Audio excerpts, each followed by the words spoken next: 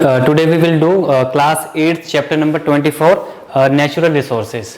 Okay तो last video में last chapter हमने डिस्कस किया था कि what do you mean by resources. तो देखो सिंपल वे में इसका मीनिंग सिर्फ इतना सा है, अगर किसी भी सब्सटेंस किसी मटेरियल को अगर हम यूज कर रहे हैं, उसे अपनी जो हमारी डेली नीड्स हैं, हमारे जो डिजायर्स हैं, अगर उसे हम फुलफिल कर रहे हैं तो हम उसे एज ए रिसोर्स हम उसे काउंट कर सकते हैं हम उसे।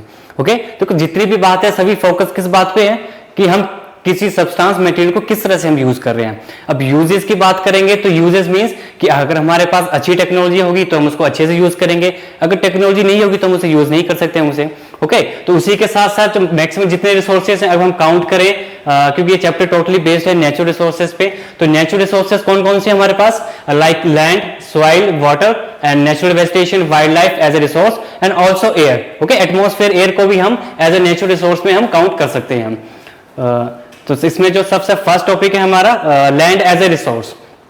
तो जैसे मैंने आपको बताया कि हम किसी भी सब्सटेंस या मटेरियल को जब हम यूज करेंगे, अपनी जो हमारी नीड्स हैं, जो डिजायर्स हैं, अगर हम उन्हें फुलफिल करेंगे तो हम उसे सब्सटेंस मटेरियल को हम एज ए रिसोर्स हम काउंट कर सकते हैं। तो वैसे ही लैंड एज ए रिसोर्स, तो लैंड से भी हम अपनी डिजायर्स को हम फुलफिल कर रहे हैं। जो हम अपने बिल्डिंग्स, जो होम्स हैं, फैक्ट्रीज हैं, अगर उन्हें कंस्ट्रक्ट कर रहे हैं हम उन्हें, तो वो कहाँ पे है, वो उसे हम एज ए रिसोर्स हम उसे यूज कर रहे हैं हम उसे। ओके तो देखो यहाँ पे जो अगर बात करें अर्थ सरफेस की, तो अर्थ सरफेस में मैक्सिमम जो लैंड है वो 30% अवेलेबल है, and also water is 70% available. Land water ratio on the earth surface. तो वैसे ही है कि हम लैंड को किस तरह से हम यूज कर रहे हैं, क्योंकि देखो जो लैंड है वो मैक्सिमम जो फिजिकल फैक्टर्स, जो टोपोग्राफी है लैंड की एंड ऑल्सो क्लाइमेटिक कंडीशंस, उसके ऊपर डिपेंड करता है कि जो हम लैंड को हम किस तरह से यूज कर रहे हैं। अगर लैंड हमारे पास कोई अगर एरिया अगर हमारे पास प्लेन में अवेलेबल है तो हम उसे मैक्सिमम यूज कर सकते हैं। अगर माउंटेन्स में है तो पहले हम एरिया को कट करना पड़ेगा, उसके बाद हम उसे यूज करेंगे उसे। ओके तो डिफरेंट पर्पस है जिससे कि हम लैंड को हम यूज कर सकते हैं। तो वैसे ही कुछ ऐसे एरियाज हैं जो कि जो पीपल्स हैं, जो ह्यूमन बींग्स हैं, वो एरियाज को मैक्सिमम यूज करते हैं। तो लाइक जैसे कि हम बात करें अगर रिवर वैली की बात करें हम, तो वैसे ही अमेजन रिवर बेसिन है जहां पे जो लैंड है उसको हम मैक्सिमम यूज कर रहे हैं human beings. Prairies of the North America, Ganga Brahmaputra valley of India as well as the Sahara. तो इस पर्पज से इसमें यह भी है कि हम किस किस पर्पज से हम लैंड को हम यूज करें, या हम उस पर फैक्ट्रीज बिल्ड कर रहे हैं, या हम होम बिल्ड कर रहे हैं, या फिर हम माइनिंग कर रहे हैं, या फिर हम किसी अनदर पर्पज के लिए हम लैंड को हम यूज कर रहे हैं। ओके तो डिफरेंट पर्पस है जिससे कि हम लैंड को हम यूज कर रहे हैं। तो वैसे कुछ एग्जांपल करते हैं कि कुछ ऐसे एग्जांपल्स हैं जो कि हम डिफरेंट पर्पस के लिए हम लैंड को यूज कर रहे हैं। ओके तो रेजिडेंशियल के लिए हम लैंड को यूज करें, where peoples live, houses, apartments. Institutional land use, कोई इंस्टीट्यूशंस अगर मेड करते हैं हम, चाहे वो गवर्नमेंट हो या फिर पब्लिक हो, like halls and police station. अगर रिक्रिएशनल लैंड यूज है, मींस कि अगर हम फन के लिए, एंटरटेनमेंट पर्पस के लिए यूज कर रहे हैं, पार्क्स या पब्लिक गार्डन्स के लिए। ओपन या वैकेंट स्पेस है। कमर्शियल लैंड यूज, अगर किसी हम कमर्शियल यूज करें, मींस कि हम वहां से, देखो कमर्शियल का मीनिंग होता है कि अगर किसी भी प्रोसेस से, किसी सब्सटेंस से, किसी भी चीज से अगर हम मनी अगर मेक कर रहे हैं हम, तो हम उसे एज ए कमर्शियल में उसे इंक्लूड करते हैं हम। तो commercial land use, industrial land use, agriculture, utility, communication land use and transportational land use. Okay तो ये डिफरेंट से ये डायग्राम दिया गया है आपको, जिसमें कि आपको डिफरेंट पर्पस है कि हम लैंड को कितने परसेंट हम उसे यूज कर रहे हैं हम उसे। ओके तो वैसे डिफरेंट पर्सन इसमें एग्जांपल दिया गया है। इसमें ये जो टोटली बेस्ड है, ये बेस है टेक्नोलॉजी के ऊपर कि लास्ट 50 इयर्स में हमारे पास अच्छी टेक्नोलॉजी अवेलेबल नहीं थी, तो हम लैंड को हम काफी मिनिमम यूज करते थे। हम अच्छे से हम इरिगेशन करते थे, उसमें एग्रीकल्चर प्रोड्यूस करते थे, तो जो होम्स वगैरह थे हट्स में रहते थे। लेकिन 20 इयर्स के बाद थोड़ी बिल्डिंग कंस्ट्रक्ट हुई, थोड़ी रोड्स भी कंस्ट्रक्ट करना स्टार्ट हुई, तो हम डिफरेंट पर्पज के लिए जैसे टेक्नोलॉजी डेवलपमेंट हुई, ह्यूमन बीइंग की डेवलपमेंट हुई हो, तो लैंड को मैक्सिमम यूज करना उन्होंने स्टार्ट कर दिया उन्होंने। ओके और करंट सिनेरियो की बात करें तो आप देख सकते हैं कि यहाँ पे फ्लाईओवर क्रिएट किया गया है, यहाँ पे काफी बड़ी बिल्डिंग्स हैं। तो जैसे टेक्नोलॉजी यूज हो रही है वैसे ही हम लैंड को हम मैक्सिमम यूज कर रहे हैं। यहाँ पे कुछ परसेंटेज में दिया गया है कि जो लैंड है कि उसमें फॉरेस्टेड एरिया कितना है, क्योंकि ऐसा नहीं है कि सिर्फ जो लैंड हमारे पास अवेलेबल है वहां पे डिफरेंट पार्ट्स में हम डिवाइड कर सकते हैं कि हमारे पास फॉरेस्ट लैंड कितना है, हमारे पास वेस्ट लैंड कितना है। ओके तो सभी का टोटली बेस्ड जो लैंड पे है कि हम लैंड को किस किस पर्पस के लिए यूज कर रहे हैं और लैंड किस पर्पस के लिए यूज हुआ है। ओके तो वैसे कंट्री वाइज अगर रेशियो हम देखें तो ऑस्ट्रेलिया की बात करेंगे तो यहाँ पे 6% जो क्रॉप लैंड है वो यूज कर रहे हैं as a crop land, land को as a crop land 6% use कर रहे हैं, पास्चर लैंड में 56 एंड फॉरेस्टेड एरिया इज 14। तो वैसे ही इंडिया की बात करेंगे तो इंडिया में crop land area 57% and 4% is pasture land and forest area is 22% and other use के लिए 17%।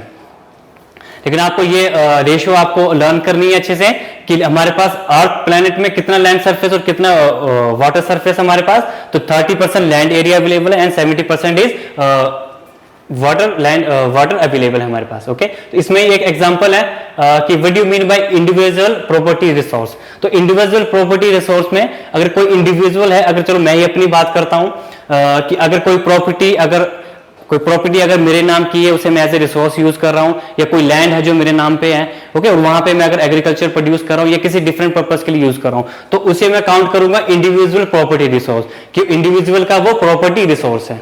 ओके और वैसे ही इसमें एक आता है कॉमन प्रॉपर्टी रिसोर्स। कॉमन्स को हम इंक्लूड करेंगे कि मान लेते हैं कि कोई पब्लिक के लिए हमने कोई लैंड को हमने पब्लिक के लिए यूज करने के लिए हमने रखा है, तो उसे हम कॉमन प्रॉपर्टी रिसोर्स यूज करें कि सभी पीपल जितने ह्यूमन बींग्स हैं वो उसे यूज कर सकते हैं। इसमें एग्जांपल आ सकते हैं आपके जैसे पब्लिक पार्क्स हो गए या गवर्नमेंट ट्रांसपोर्ट हो गया या फिर जो रोड्स हैं आपके। तो ओके तो इसको क्या है कि हम इसको कहेंगे कॉमन प्रॉपर्टी राइट, मींस कि सभी इसको कॉमन पीपल्स जो है ह्यूमन बींग्स उसे यूज कर सकते, काफी पब्लिक उसे यूज कर सकती है।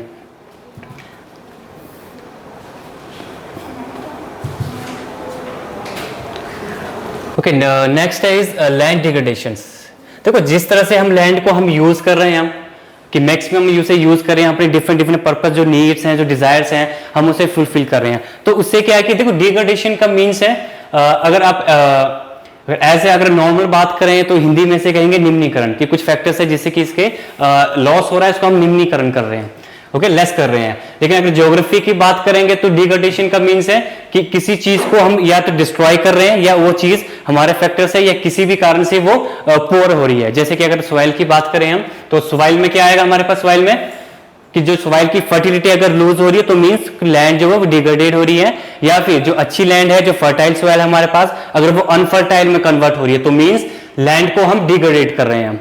ओके तो इसमें डिग्रेडेशन करने के लिए कुछ नेचुरल प्रोसेस भी है and also human being process भी है इसमें, जो कि हम लैंड को हम डिग्रेड कर रहे हैं। तो वैसे ही सब कॉमन यूजेस है जिससे कि जो इंडिया में काफी चलन में काफी पॉपुलर है जिससे कि लैंड को डिग्रेड कर रहे हैं, जैसे माइनिंग एक्टिविटीज और over irrigation and desertification.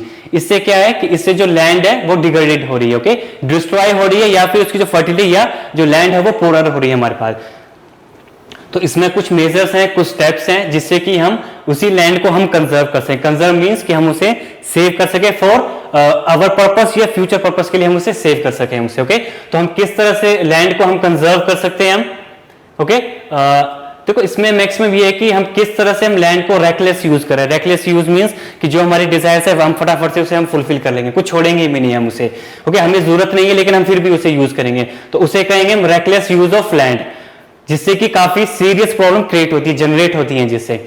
Okay उससे कौन कौन से फैक्टर्स हैं, उससे क्या होगा अगर हम लैंड को मैक्सिमम यूज करेंगे, अगर उसे रेकलेस यूज करेंगे तो उससे हम क्या क्या ऐसे फैक्टर्स हैं जो जनरेट हो सकते हैं, जैसे डिफॉरेस्टेशन हो सकता है, या फिर अगर regulatory use chemical pesticide insecticide का यूज करें तो जो फर्टिलिटी है सॉइल की वो लूज हो सकती है, ओके या फिर मैक्सिमम ओवरग्रेजिंग हो जाए।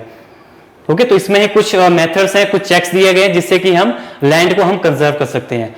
सो फर्स्ट इज कंट्रोलिंग ओवरग्रेजिंग, जो ओवरग्रेजिंग हो रही है उसे हम कंट्रोल करें, means overgrazing on hilly terrain exposes the land to wind and rain water erosion, therefore it should be checked through some grazing management, कि हम उसकी कुछ मैनेजमेंट करें, उसे प्लान करें। ओके तो हम जो लैंड को हम कंजर्व कर सकते हैं। And also planting of shelter belts.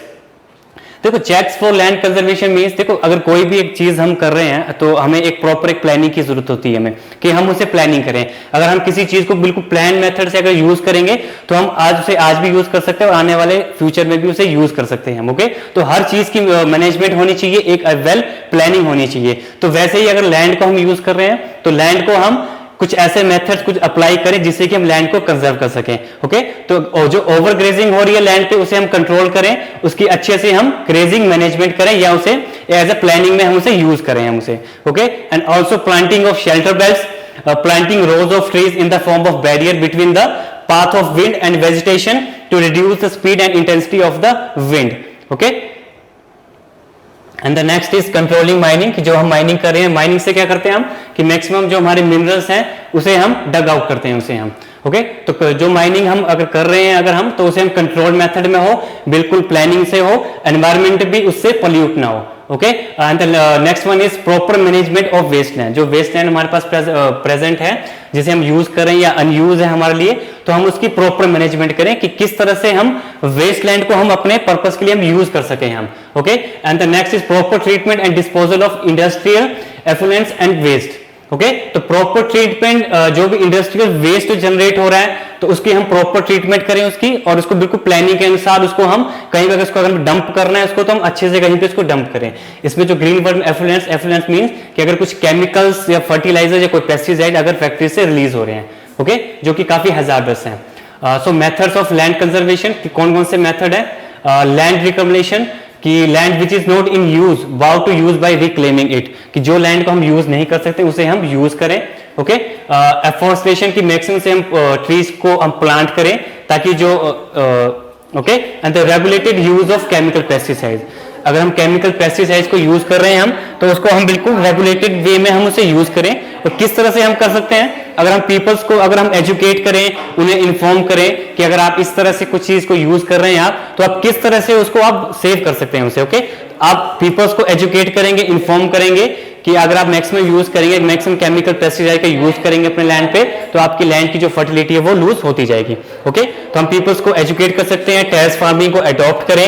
Okay next जैसे हमने लैंड को एज ए रिसोर्स काउंट किया, वैसे हम सॉइल को भी एज ए रिसोर्स काउंट करते हैं. तो सॉइल को हम रिसोर्स की काउंट करेंगे अगर हम कोई एग्रीकल्चर प्रोड्यूस कर रहे हैं, अगर हमने क्रॉप कल्टीवेट करनी है, अगर इवन के हमने अपने हाउस बिल्ड करने हैं, तो कहां पे हम सॉइल पे करेंगे? क्योंकि जितनी भी अर्थ सरफेस है कहीं ना कहीं पे वहां सॉइल प्रेजेंट है हमारे पास. ओके तो soil as a resource, soil को भी हम एज ए रिसोर्स हम काउंट कर सकते हैं.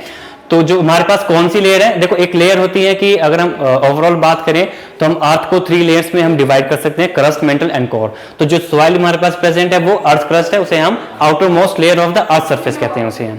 Okay so soil is the top most thin grainy layer covering the surface of the earth crust. Okay and the soil is a major part of the natural environment along with air, wind, water which is vital for existence of life on earth.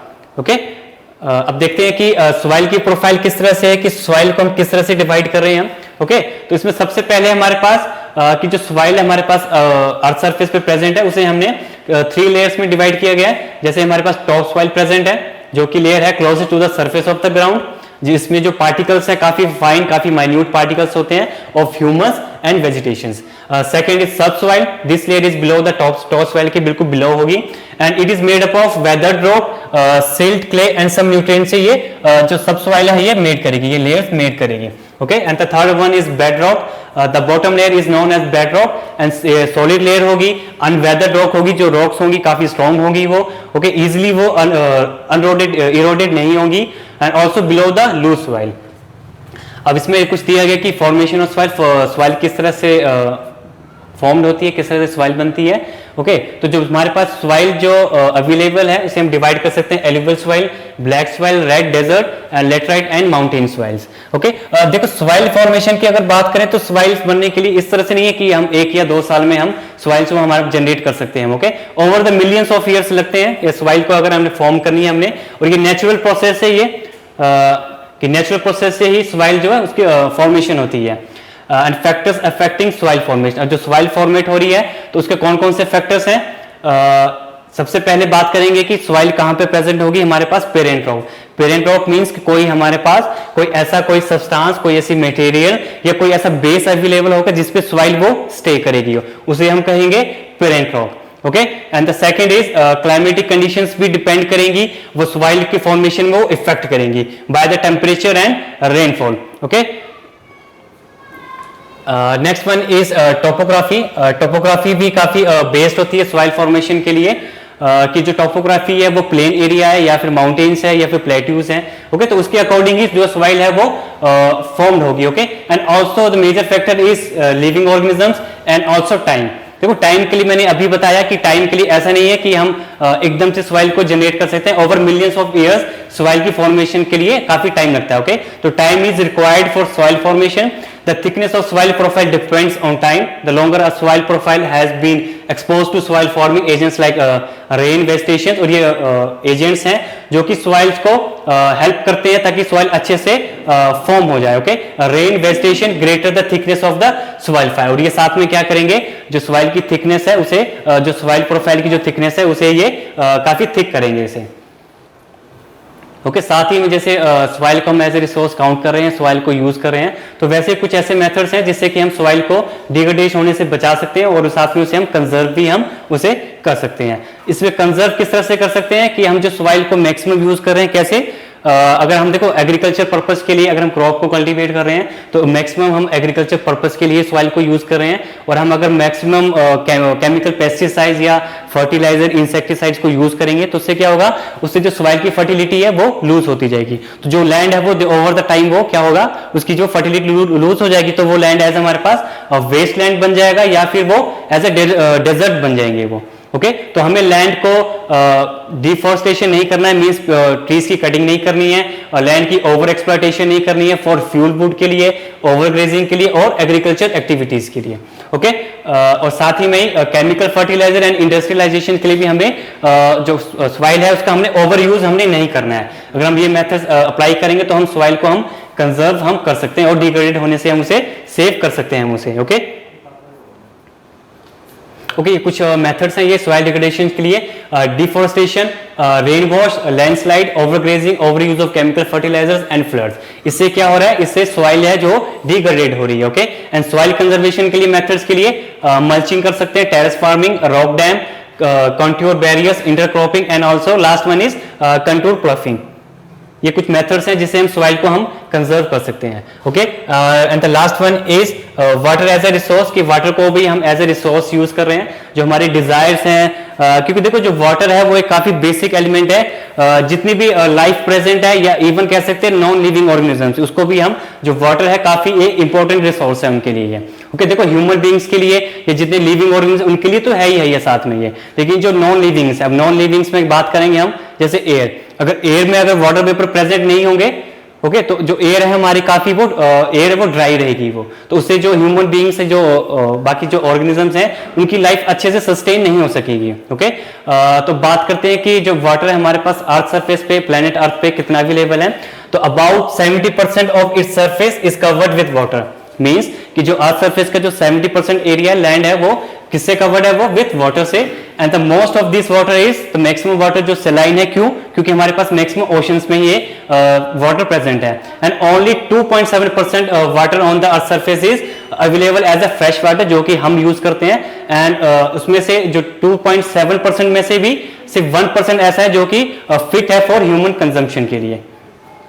Okay, water कहाँ से available होता है, आपको पता है कि evaporation होगी, फिर रेनिंग होगी, फिर जो ग्लेशियर्स हैं ग्लेशियर्स मेल्ट होंगे तो वहीं से हमें वाटर हमें अवेलेबल होगा। ओके, इसमें एक लाइन दी गई है आपको कि जो मैक्सिमम जो है, it has been estimated that an average urban Indian consumes about 135 litres of water per day for various uses. Okay, कि पर डे में कितना वाटर इंडियन के बेस पे अगर देखें तो कितना वो यूज कर रहे हैं। ओके,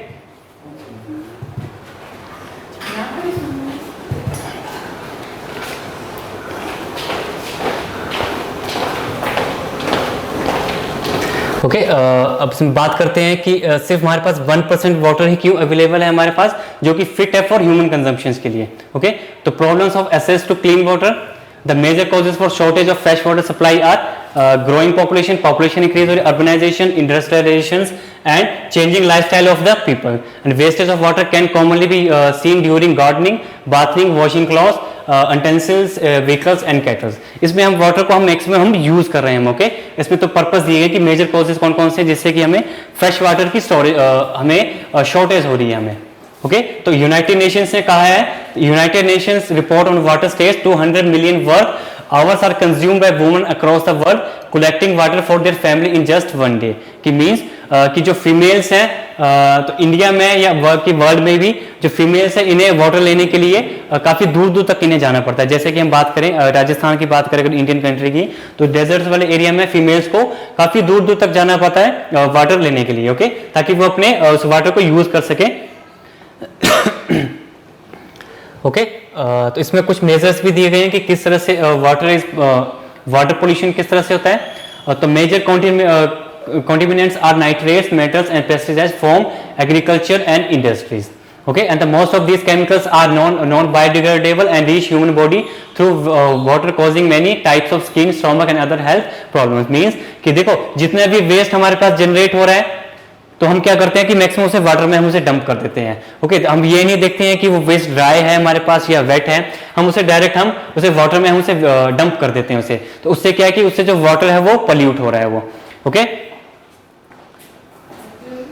तो इस वैसे ही गवर्नमेंट भी है काफी स्टेप्स भी वो मेजर कर रही है जैसे कि जो फ्रेश वाटर है उसको मेंटेन रख सके, जो वाटर है उसको पोल्यूट ना हो और वाटर पोल्यूशन को वो कम कर सकें। ओके, ये इंडिया में कुछ मैप दिया गया है हमें कि ऐसे कौन कौन से स्टेट्स है जहाँ के स्टेट्स में वाटर की स्केर्सिटी है। ओके, तो इसमें जो मैक्सिमम दिए गए हैं, जो स्टेट्स आपको ग्रीन कलर में विजिबल हैं, ये इन सभी स्टेट्स में वाटर की स्केर्सिटी है। Okay, Rajasthan, Uttar Pradesh, Gujarat, Maharashtra, Chhattisgarh, Madhya Pradesh, Andhra Pradesh, Telangana and Tamil Nadu. Okay, तो ये वो स्टेट्स हैं जहां पे काफी वाटर की काफी स्केर्सिटी है। ओके, वैसे ही कुछ मेथड्स हैं कि हम किस तरह से वाटर को पोल्यूट होने से हम बचा सकते हैं, सेव कर सकते हैं। हम ऐसे कौन से मेथड्स हैं जिससे कि हम वाटर को हम पोल्यूट करने से हम सेव कर सकते हैं। ओके, तो इसमें कुछ मेथड्स दिए गए हैं जैसे अफॉरेस्टेशन, मैक्सिमम ट्रीज को प्लांट किया जाए। अगर इरिगेशन में अगर वाटर को यूज करें तो हम स्प्रिंकलिंग इरिगेशन यूज करें। मींस स्प्रिंकल मींस कि वाटर के ऊपर हम पानी की ड्रॉप्स हम उस पर गिराएं हम उस पर। ओके, जैसे कि चलो कोई sprinkle irrigation. Okay, and next one trickle और ड्रिप इरिगेशंस। ओके, देखो ड्रिप इरिगेशन से भी हम काफी वाटर सेव कर सकते हैं क्योंकि एक न्यू टेक्नोलॉजी है, न्यू मेथड है जिससे कि इरिगेशन, इसमें क्या करते हैं कि इसमें जो रूट्स हैं जो प्लांट्स की, हम वहीं पे हम वाटर को हम ड्रिप करेंगे। ओके, तो उससे हम ड्रिप इरिगेशन हम यूज करेंगे। ओके, इससे हम मैक्सिमम वाटर को हम सेव कर सकते हैं हम। एंड ऑल्सो इट्स काफी कॉमन है, काफी major factor rain water harvesting. अगर रेन हो रही है तो रेन के वाटर को अगर हम सेव करें हम उसे एज हम सैनिटेशन के लिए यूज कर सकते हैं, अपनी कार को वॉश करना उसके लिए यूज कर सकते हैं। एंड ऑल्सो एग्रीकल्चर के लिए भी हम अगर रेन वाटर को हार्वेस्ट करें तो हम उसे यूज कर सकते हैं। Okay, and the second last one is treating of industrial waste, कि जो इंडस्ट्रियल वेस्ट है उसे हम वाटर में डंप ना करें, रिवर्स पे डंप ना करें, ओशन में भी डंप ना करें, उसे हम ट्रीट करके फिर से उसे यूजेबल बनाएं उसे हम, जिससे कि हम एनवायरमेंट को पोल्यूट करने से सेव कर सकें, वाटर को भी पोल्यूट करें और जो हमारा इकोसिस्टम है उसे हम वेल मेंटेन्ड उसे हम कर सकें हम। Okay, and the last one is spreading community awareness. Spreading community awareness means कि हम जितना पीपल्स को हम एजुकेट करेंगे, उन्हें अच्छी या बुरी चीजें सिखाएंगे उन्हें, तभी वो अवेयर होंगे। क्योंकि इंडिया की अगर बात करें तो इंडियन में जो लिटरेसी रेट है देखो अभी तो इंक्रीज कर रहा है, लेकिन ओवर द टाइम में नहीं थे। जो हमारे काफी एल्डर्स थे वो इतने एजुकेट नहीं थे तो उन्हें नहीं मालूम था। अगर उन्हें हम अवेयर करेंगे कि आप किस तरह से वाटर को सेव कर सकते हैं और कितना इंपॉर्टेंट पर्पस के लिए यूज कर रहे हैं, और एसेंशियल रिसोर्स है ये किसके, सभी ह्यूमन बींग्स के लिए।